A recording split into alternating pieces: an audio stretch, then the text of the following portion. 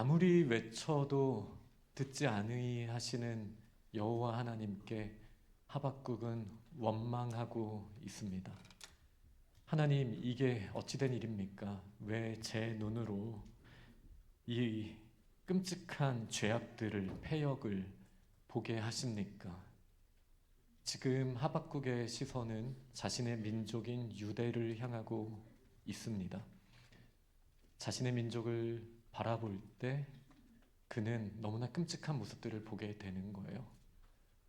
강한 자들이 약한 자들을 억압하고 있습니다. 1장 본문에 나오는 내용들을 보면 겁탈과 강포가 내 앞에 있습니다. 변론과 분쟁이 있습니다.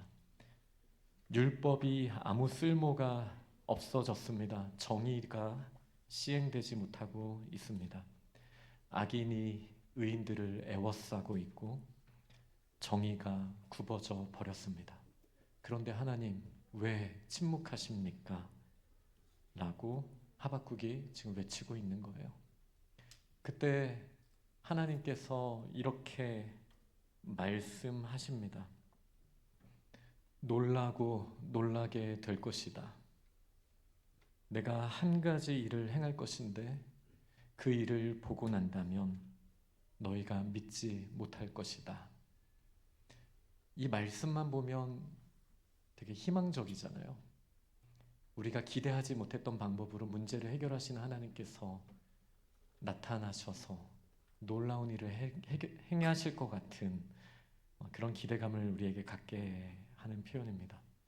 그러나 하나님의 놀라고 놀랄 것이다 라는 말씀에는 반전이 있었습니다. 훨씬 더 끔찍한 죄악을 저지르는 갈대아 사람들을 세워서 이 유대를 멸망시킬 것이다 라는 말씀을 이어서 하십니다.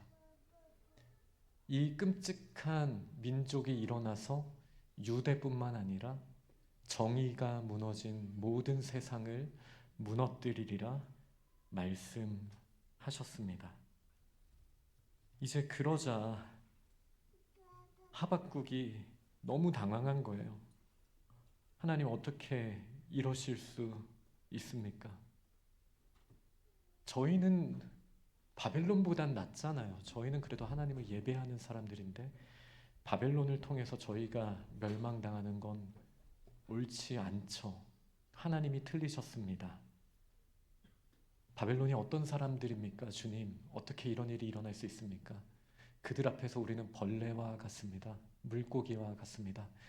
그들은 낚시로 또 투망을 던져서 우리를 물고기처럼 모을 것이고 그들이 기뻐하고 즐거워할 것입니다. 그리고 그 그물을 바라보며 그들은 분향하고 그 그물을 향하여 예배할 것입니다. 그들을 풍족하게 하는 그 모든 것들을 그들은 섬기는 존재인데 어떻게 그들이 우리를 멸망하고 심판하는 자리에 있을 수 있습니까? 여기까지가 하박국 1장의 배경입니다. 그리고 나서 오늘 본문의 하박국이 망대에 선 거예요. 그리고 이렇게 말합니다.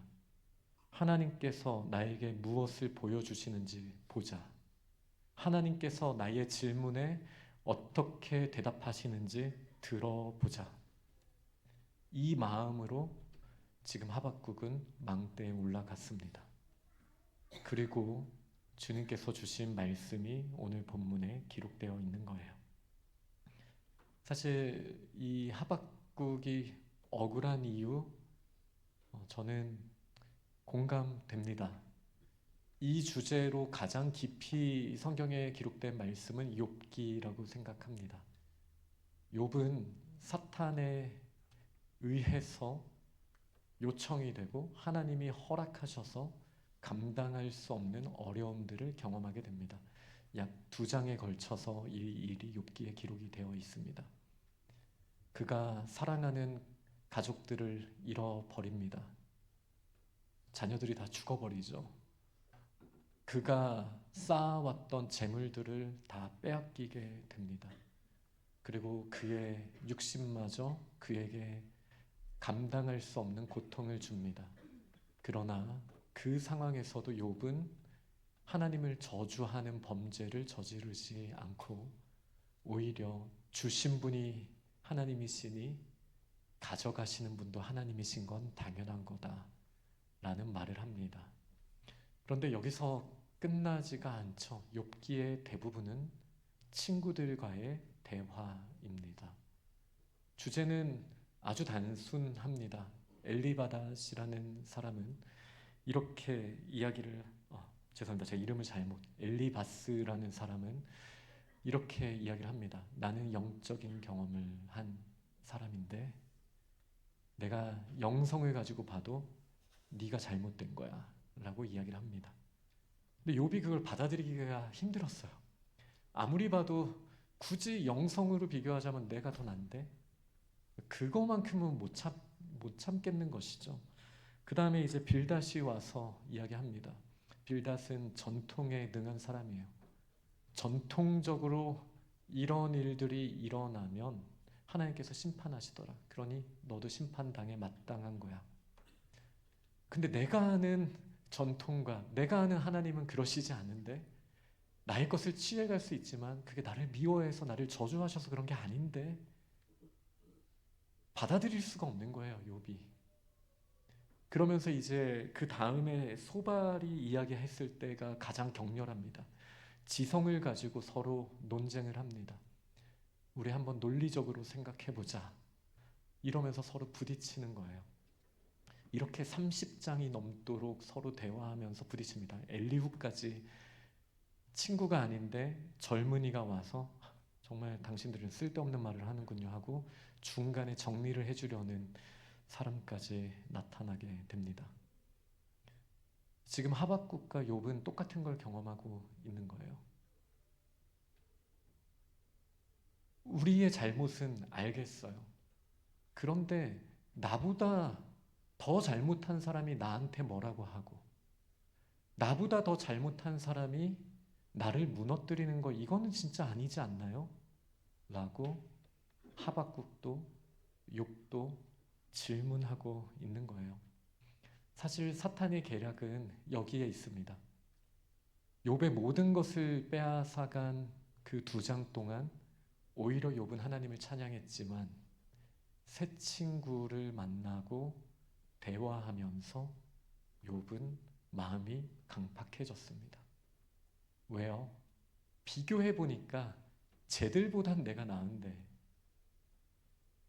자기 의가 다시 살아나는 거예요. 하박국도 자기 나라를 막 비판했었죠. 하나님 어떻게 그냥 내버려 두십니까? 근데 바벨론을 세워서 무너뜨린다고 하니까 지금 하나님을 대적하고 있는 거예요. 그건 아니죠, 하나님. 우리가 바벨론보단 난데 이게 무슨 일입니까? 그리고 여기에 사탄이 우리를 무너뜨리는 그 비법이 여기에 있습니다. 다른 것이 아니라 우리가 주변 사람들과 대화하는 그 내용으로 내가 하나님의 나라를 지키겠다고 방어하는 영성을 다하고 전통을 돌아보고 그리고 나의 이성을 꺼내서 논쟁하고 대화하는 그 과정을 통해서 사탄은 우리를 무너뜨릴 수 있습니다. 4절에 하나님께서는 이렇게 말씀하십니다. 보라 그의 마음은 교만하다. 여기서 교만하다라는 말은 부풀어져 있다라는 뜻입니다. 하박국 1장의 맥락에서는 부풀어져 있는 이미지는 그 투망을 던져서 물고기들을 다 사로잡았을 때 이 투망이 부풀어져 있거든요. 그리고 그 그물을 향하여 분향하고 숭배하며 나를 풍족하게 한 이거면 나의 인생은 성공한 거야 라고 말하는 그 바벨론 사람들을 향해 사실 주신 말씀이에요. 그들은 겉보기에도 부풀려져 있는 사람들이지만 그 마음을 봐도 여전히 부풀려져 있는 교만한 자들이다. 그러면서 주신 말씀은 그 속에 정직하지 못하다라는 말씀을 주십니다. 제가 저번에도 설교 때 말씀드렸지만 정직이라는 말은 솔직이라는 말과 한번 대비해 볼 수 있습니다. 솔직하다라는 말은 나의 마음 그대로 투명하게 이제 드러내는 것을 말해요. 근데 여기에 함정이 있죠. 나의 마음에 느껴지고 나의 마음에 들려지는 게 정말 내 생각이 맞나? 그리고 그것이 내 생각이라 할지라도 그게 정말 옳은 것인가? 우리는 이 질문을 해야 합니다. 그리고 나의 솔직한 느낌을 뛰어넘어서 오르신 하나님의 뜻과 비교를 해볼 때 우리는 비로소 정직까지 나아갈 수 있는 것입니다. 솔직한 느낌, 감정, 경험, 내 마음의 독소처럼 자꾸 부풀어집니다. 마치 염증처럼 점점 그 몸집을 키워가고 있습니다. 그런데 이렇게 부풀어진 사람들은 정직함까지 나아가지 못합니다. 나의 속에서 자꾸 생겨나는 이 불편함 혹은 욕심, 이 모든 것들을 넘어서 여호와 하나님의 뜻까지, 정직함까지 나아가는 그 길까지 가려면 우리는 교만함을 뛰어넘어서 여호와 하나님을 의뢰하는 자리에 반드시 나아가야 합니다. 사실 이 말씀은 하나님께서 바벨론에게 직접적으로 주신 것으로만 우리가 멈춰서는 안 됩니다. 하박국에게 주신 말씀이에요. 하박국 안에 교만함이 지금 있는 거예요. 하나님이 요구하시는 건 너 바벨론보다 잘 살면 될까? 아니거든요. 하박국도 그거 알고 있거든요. 바벨론 말씀을 꺼내시기 전부터 하박국은 정말 통탄하면서 하나님의 정의가 무너졌습니다. 하나님 왜 내버려 두십니까? 라고 기도하지 않았습니까? 하나님의 정직하심, 하나님의 그 의로우심의 기준은 굉장히 높습니다. 저희가 하나님 앞에 서서 외칠 때 우리는 바벨론과 비교할 필요 없습니다. 엘리바스와 비교할 필요 없습니다. 내 자신의 모습이 어떠한지를 하나님 앞에서 봐야 하는 것입니다.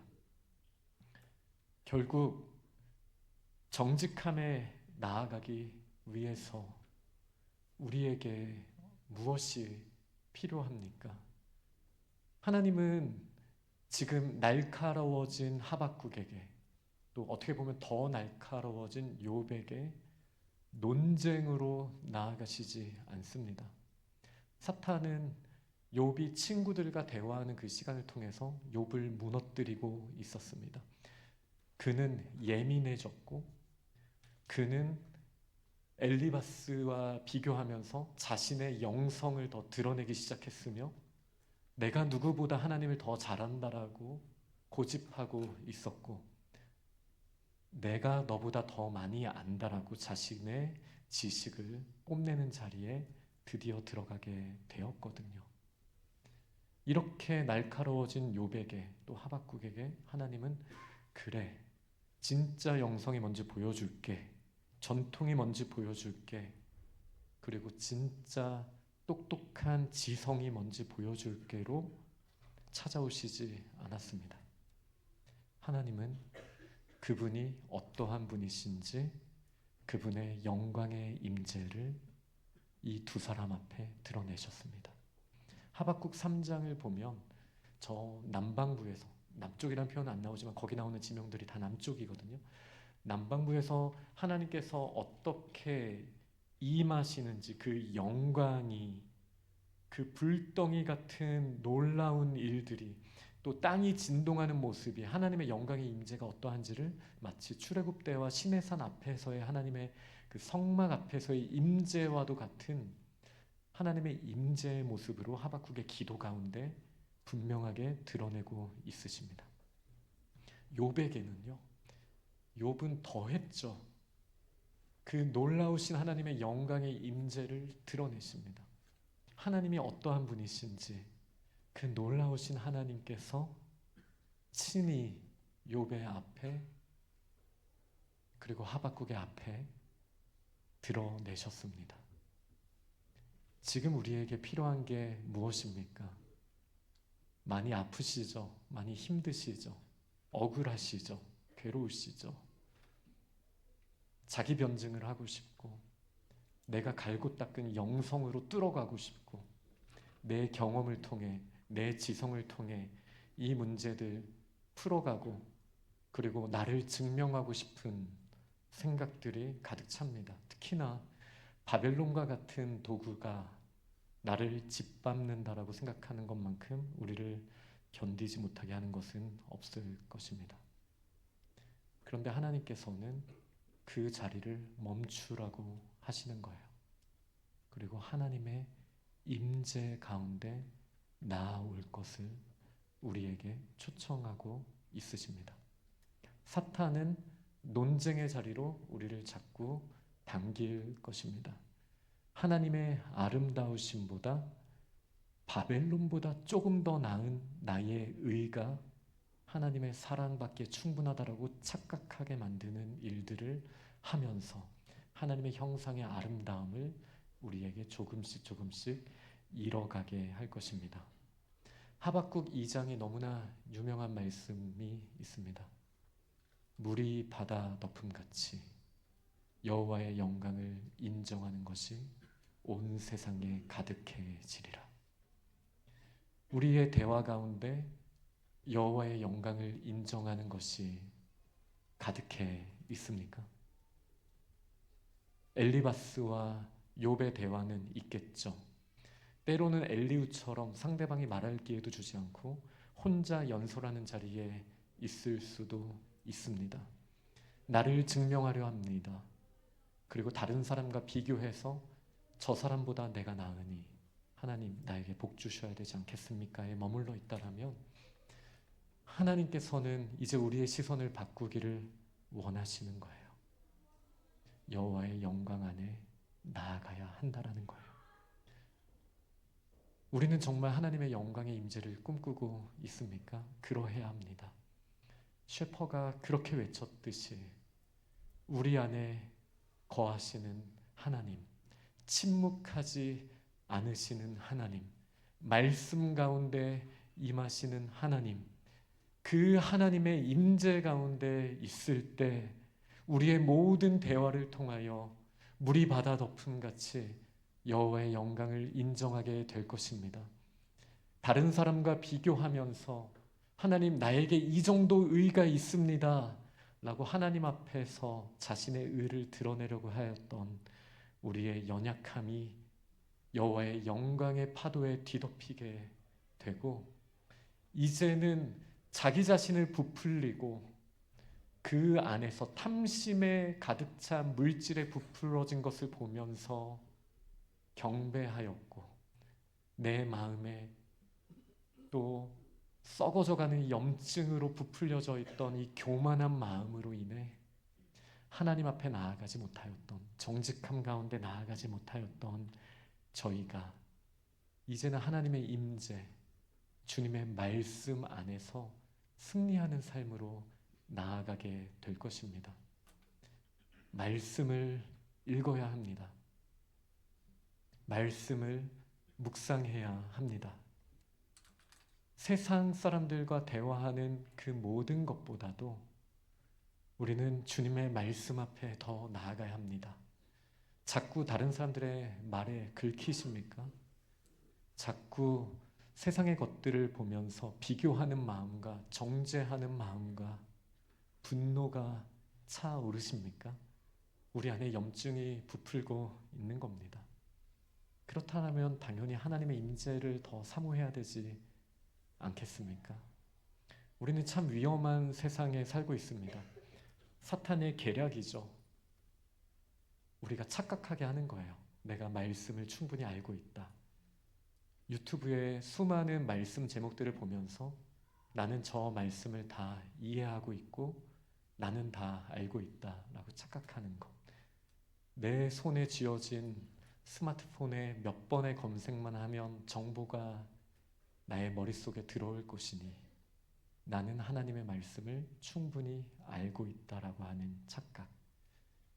말씀을 인격적으로 받아들이기 전에 세상의 지적 유희 정도의 가치로 말씀을 격화시키고 이 정도 말씀을 알면 된다라고 생각하는 양식이 없는 기근이 아니라 여호와의 말씀이 없는 기근이 오히려 물이 많은 홍수 때에 마실 물이 없는 것 같은 그 기근이 지금 우리에게 있다라는 사실을 기억해야 합니다. 우리는 너무나 쉽게 정보를 얻는 세상을 살아가고 있습니다. 그러나 여호와를 아는 지식은 전혀 다른 차원입니다. 오늘 우리가 읽은 말씀 2절을 보면 달려가면서도 읽을 수 있을 정도로 이 하나님의 말씀을 판에다 명백히 새기라고 말씀하셨습니다. 순식간에 우리의 머릿속에 들어왔다가 사라지는 정도 말고요. 빠르게 달려가다 보면 바람에 날려가는 그런 가벼운 지식 말고요. 어려울수록 더 선명하게 드러나는 분명하게 마음판에 새겨진 말씀, 우리가 사모해야겠습니다.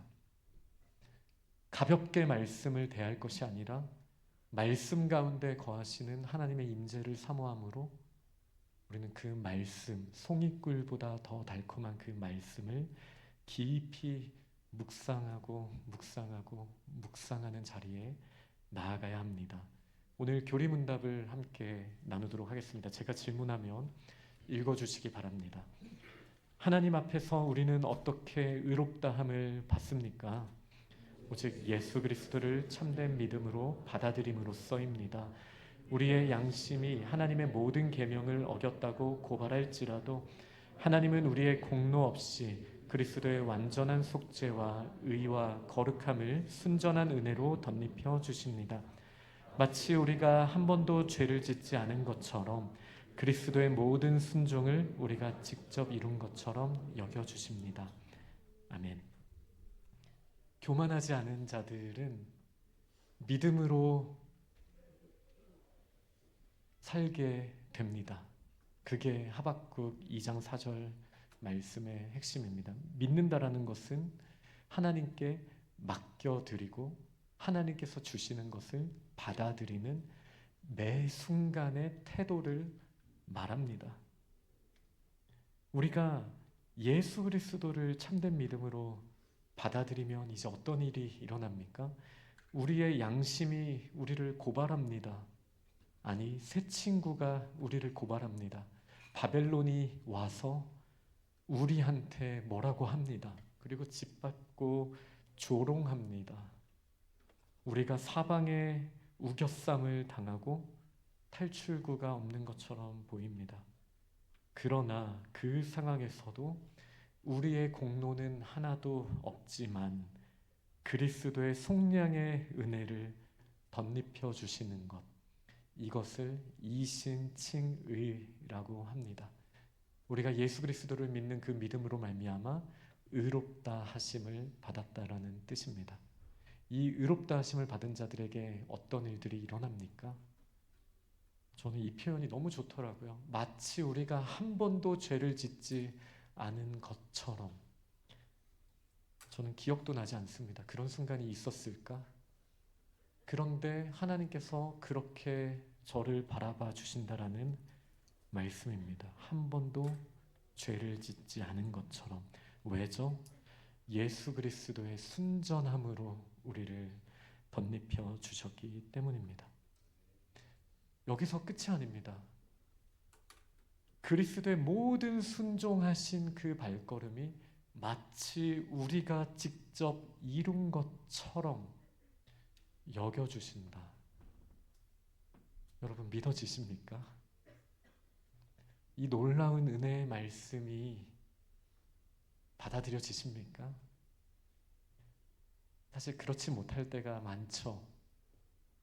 주변 사람들의 목소리에 더 쉽게 우리는 아멘 하잖아요.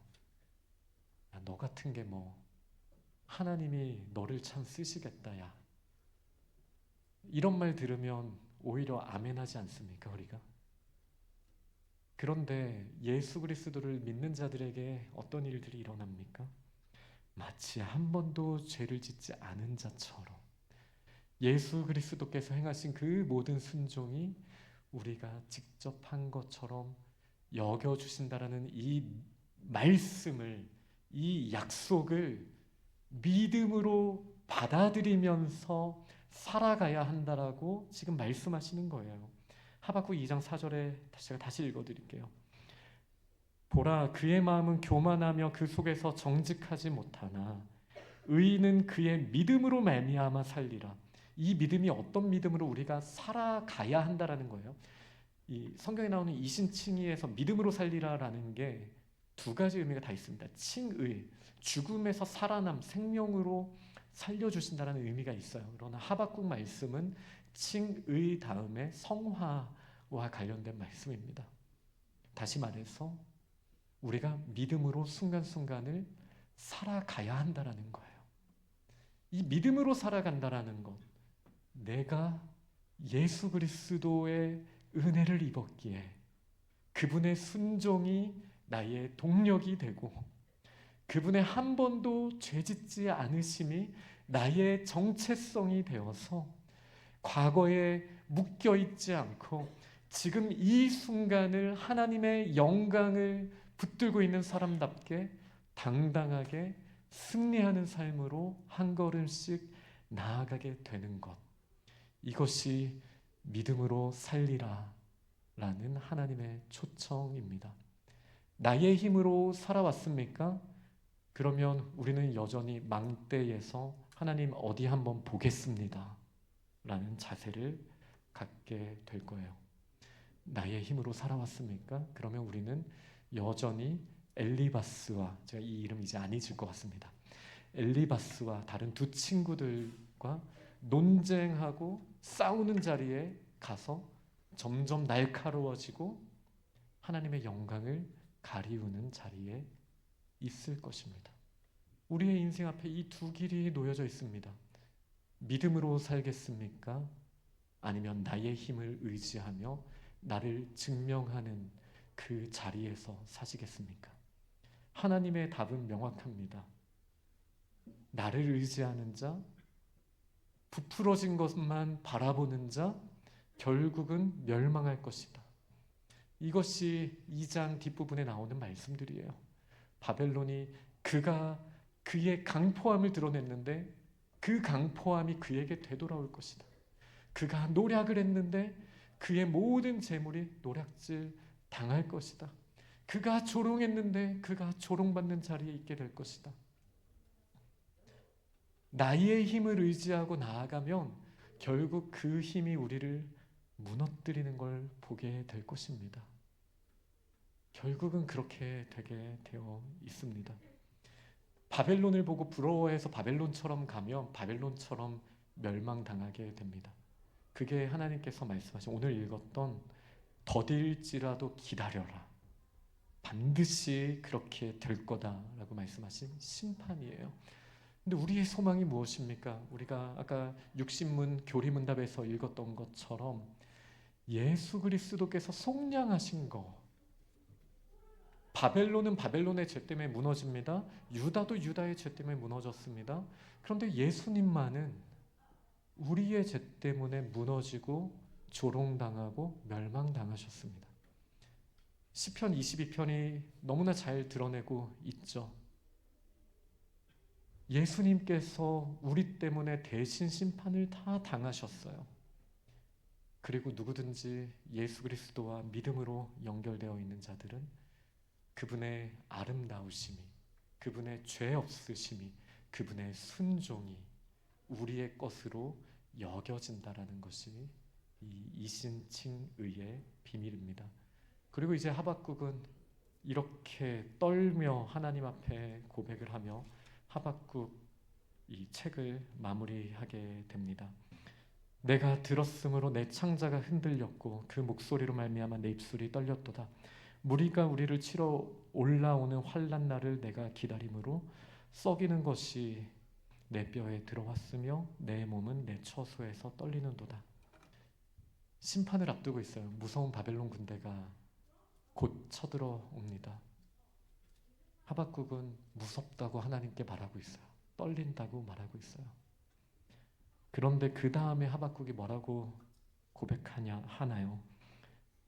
무화과 나무가 무성하지 못하고 포도나무에 열매가 없고 감람나무에 소출이 없고 밭에 먹을 것이 없으며 우리의 양이 없으며 외양간에 소가 없을지라도, 다시 말해 바벨론이 모든 것을 빼앗아 간다 할지라도.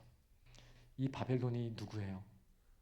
내가 생각해 봤을 땐 내가 쟤보다는 낫다라고 했던, 쟤한테만큼은 당하면 안 되는 그 엘리바스와 같은 존재거든요.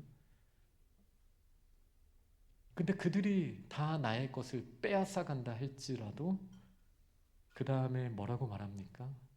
나는 여호와로 말미암아 즐거워하며 나의 구원의 하나님으로 말미암아 기뻐하리로다. 시선이 바뀌었습니다. 하박국의 시선이 바뀌었습니다. 1장에 보면 기뻐하고 즐거워하는 것의 대비가 나오죠. 이 바벨론 사람들이 투망으로 그물로 사람들을 잡고 사람들의 것을 노략질하고 빼앗고, 아까 이 하박국이 말했던 무화과 나무, 포도나무 열매, 소출들 다 그 그물에 걸려 있는 거예요. 그리고 16절에 보면 15절에 보면 투망으로 모으고 그리고는 기뻐하고 즐거워하며 그물에 제사한다 라고 말하고 있어요. 나 자신을 즐겁게 하기를 원하는 사람들에겐 그물이 필요합니다. 무화과 나무가 있어야 돼요. 포도나무 반드시 필요해요. 모든 게 다 필요해요. 그리고 그것들을 향하여 예배합니다. 그게 그들의 인생의 주인이었어요. 그러나 하박국은 이제 달라요. 하나님, 없어도 돼요. 저 하나님의 임재 경험했어요. 하나님이 나와 함께 하시면 그걸로 충분해요. 더 이상의 논쟁 필요 없어요. 나를 드러내고 싶었는데 필요 없어요. 하나님의 임재면 됩니다. 난 여호와로 말미암아 기뻐하고 즐거워하겠습니다.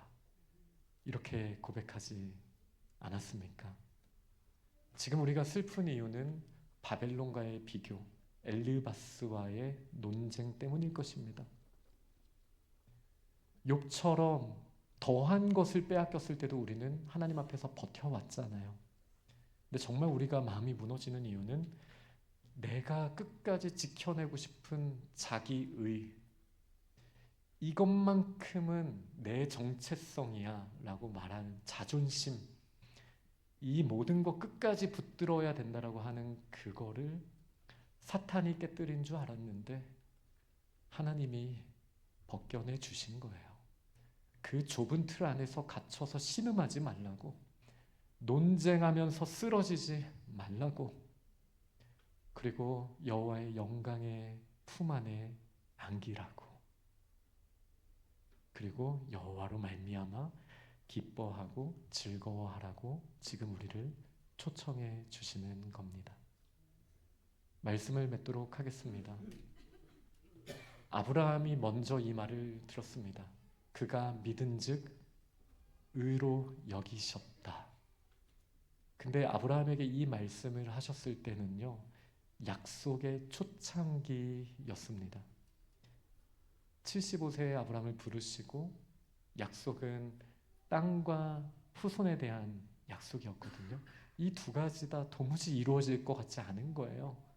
그런데 아무것도 이루어지지 않은 상황에서 아브라함은 하나님께 맡겼어요. 투망을 던지고 그물을 깁는 거에 집중하지 않았어요. 어떻게 하면 나의 것을 부풀릴까? 내 땅을 어떤 전략으로 넓혀갈까? 자손을 어떻게 만들까? 보다 하나님의 약속을 아멘으로 받아들였어요. 근데 여기에 비밀이 있습니다. 아멘으로 했으니 그 다음 아브라함의 인생이 순종의 연속이었나요? 아니요. 하나님의 약속을 붙들지 않고요, 애굽으로 갑니다. 그리고 하갈과 결혼해서 아들을 낳습니다. 별의별 불순종들을 계속합니다. 여전히 아브라함은 무너지고 넘어지고 있었어요. 그런데 하나님께서는 그때에도 아브라함을 의롭다라고 여기셨어요. 왜요? 그의 자격 때문에요? 아니요. 처음부터 그런 적은 없었습니다. 예수 그리스도께서 다 대가를 지불하셨는데 아브라함이 자신의 부족함을 인정하면서 하나님을 믿는 순간순간의 자리에 나아갔기 때문이에요. 지금 우리의 모습이 그러하지 않습니까?